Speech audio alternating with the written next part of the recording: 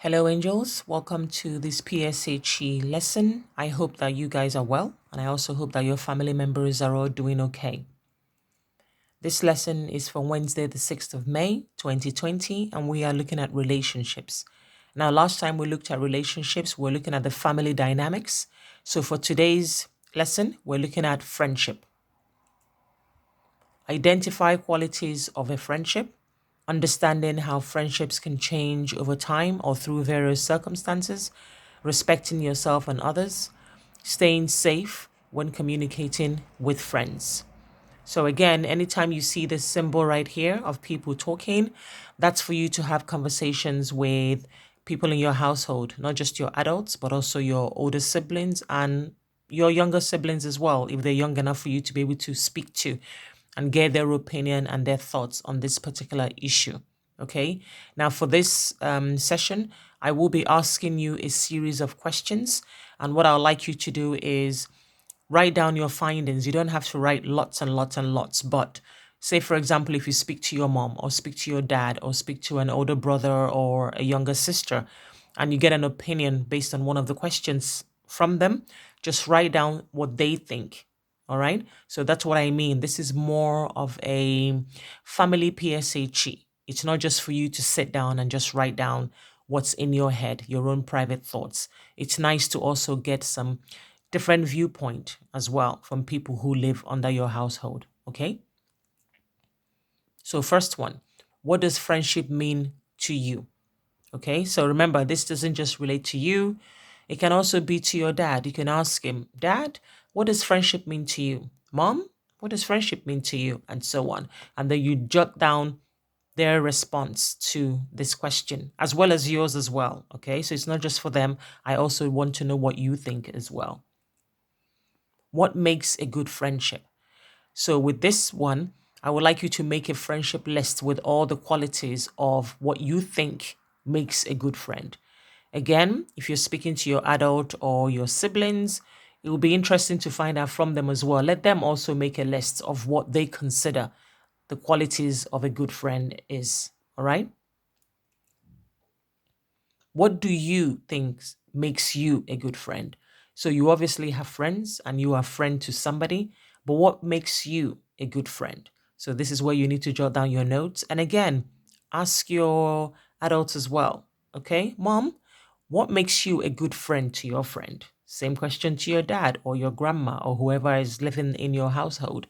Because again, it will be interesting to find out their viewpoint of what they consider friendship and what makes a good friend and why they think that they are themselves a good friend. Why are friendships important in childhood?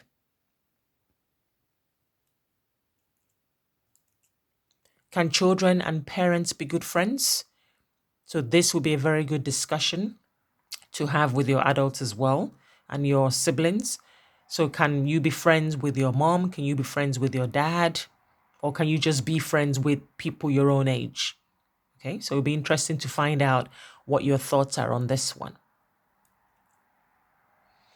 And then for this slide where it says friend or not, so it says draw a line to the person you think the sentence is describing. So you have the girl on the left who is a friend, and then of course the girl on the right who is not a friend. And the first one has been done for you. Listen to me when I'm talking. That would be a friend. So somebody who listens to me when I'm speaking. Now, you don't have to submit this. This is just a little exercise for you guys to do at home with your siblings and your adults just to see which side you think goes with which statement. What is the importance of communication in friendship? And how do you communicate with your friends? So you've got two questions there that I'd like you to answer as well. Now we're moving on to communicating safely. So due to the COVID-19 outbreak, people are spending more time online. There are lots of fun and interesting things that you can do on the internet, and it can be a great way to stay in touch with friends. But it's important to understand how to stay safe online. So here are some tips to stay safe online. Think before you post. So don't upload or share anything you wouldn't want your parents, your carers, or your teachers, or even your future employers to see. Now, you're probably thinking, wait, we're not that old. We don't have jobs yet, but you never know what tomorrow might bring. So, again, you need to be careful what you post out there and think before you actually press send. Don't share your personal details. So, keep things like your address, your phone number, your full name, your school, and your date of birth private. Do not post those or share those online. Never give out your password. You should never give out your password or login information to anybody because it's not safe. That way, people don't have access to your information. Remember that everything that you read online may not be true. So, not everything on the internet is 100% accurate. So, just because it's online doesn't mean it's absolutely true. Make sure to talk to your adults at home and also at school if you come across anything that you find offensive or upsetting. All right. So you speak to your adults at home if you come across anything online that upsets you or you don't like. And of course, you have access to us via email. So you can also email us and let us know if you've seen anything or you've read anything that upsets you as well. So you can actually speak to us as well, even though we don't see you in school every day. Lastly, I would like you to tell me, what does this proverb is from the African continent, what does it mean to you?